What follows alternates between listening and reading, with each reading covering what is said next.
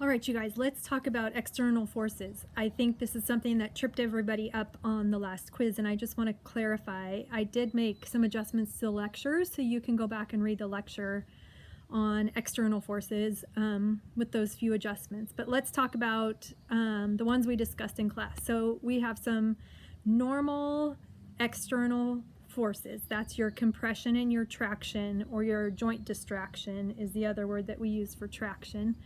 And normal compression force is just when we have two joints, or one joint, but both sides of the joint are being pushed together. So if you think about, if I'm going to do some range of motion, if I have a broken finger, I'm going to try and compress the joints together. So I'm kind of pushing inward together from both sides. I don't know if that's a good example. To try and just build some circulation, build some strength, build some range of motion in that joint. The traction piece of it would be when you're pulling the joints apart. So if I'm pulling this side and this side of my joint apart, we're providing traction, again, to allow circulation, some range of motion, and even building some strength around a joint. So let's think about examples of compression and traction in real life. So if I'm going to push a door open with my extended arm, I am pushing the door with my extended arm, and therefore pushing this side and this side of my joint together, or this side and this side of my elbow joint together, or this side and this side of my shoulder joint together. So I'm compressing that joint. That's a compression force when I'm pushing a door open. The traction piece, we use the traction a lot when we're talking about bracing or splinting, when we're trying to get more range of motion around a joint and pulling those joints apart. Again, just like the example I just used about a broken finger and trying to get some range of motion or circulation around that joint. Think about traction like hanging off a monkey bar. If I'm hanging from some bars, then the force of gravity is pulling my entire body down, and so it's pulling, I'm holding on here, it's pulling this joint away, it's pulling my elbow joint apart from each other, my shoulder joint apart from each other, and if my feet are off the ground, it's kind of just gravity's pulling everything apart, so the joints are coming apart. That's a bit of traction. Shear forces. Shear forces are gliding and rubbing. We have a special shear force of friction, which is also kind of a gliding or rubbing. Friction is a little bit different because it's going in the same direction versus a shear force, a typical shear force, which is going in an opposite direction. So sometimes we're just talking about gliding or rubbing on top of each other. So this would be opposite directions, right? That's a shear force, and that can cause some injury on the sides of the force. For friction, if you're going in the same direction, think about me pulling. I do this all the time. We all see it all the time. When you're using somebody's clothing to help with a transfer or with a repositioning in a chair, and you pull maybe the bottom of their pants down with you, so you're pulling their pants plus their body is coming at the same time, but it's opposite speeds or different speeds, and so you're providing friction between the clothing and that person's skin on another surface, and so that would be a friction kind of force. We actually use this all the time. I know it's hard to understand, but we use this all the time when we can increase speed or decrease speed of movement. I was thinking about rubber-soled shoes, which prevent falling for some, but some people need a little more soft glide with their shoes to get more mobility. So we do use this topic of friction, or this idea of friction, a lot in treatment. Almost too many to even think about.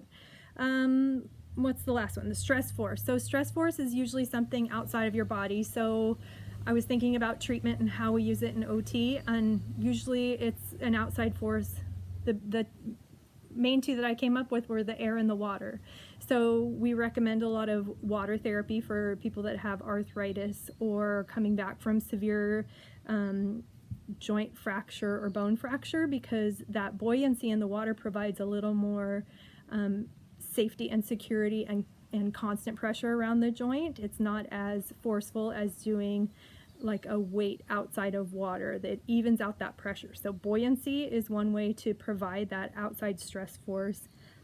Air is another way to do it. And again, going back to pressure injuries, and if we have a shear force that's pushing on a bony prominence, so if you are lying in bed all day and your sacrum is pushing onto the mattress and the mattress is a hard surface, your sacrum, your tailbone, is going to give you a lot of pressure in that area and can cause a pressure injury. And so what we often do for people who are immobile or need frequent repositioning or have poor circulation, we recommend an air mattress, because then the air mattress kind of lightens up that pressure in that area and it distributes the air evenly among the mattress, so there isn't one spot, such as the sacrum, where you're getting all of that force and causing a pressure injury.